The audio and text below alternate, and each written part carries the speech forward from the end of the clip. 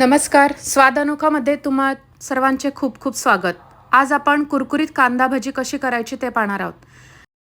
2 मोठे कांदे उभे चिरून घ्यायचे आहेत. 2 हिरव्या मिरच्या चिरून घ्यायच्या आहेत. त्यात 1.5 वाटी बेसनचं पीठ घालून घ्यायचं आहे.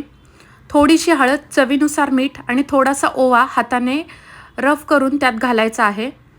हे सर्व एकत्र छान मिक्स करून घ्यायचं आहे. थोडं सैलसर पीठ ठेवायचं म्हणजे भजी कुरकुरीत होतात. जास्त घट्ट ठेवल्यामुळे त्या कुरकुरीत होत नाहीत.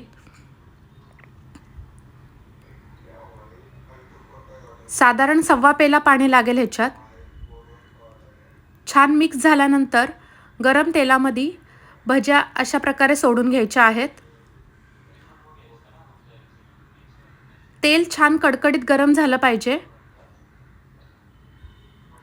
भजी सोडताना गॅस फुल ठेवायचा आहे. दोन्ही साईडनी छान तळून घेतल्यानंतर आपल्या कुरकुरीत कांदा भजी तयार आहेत.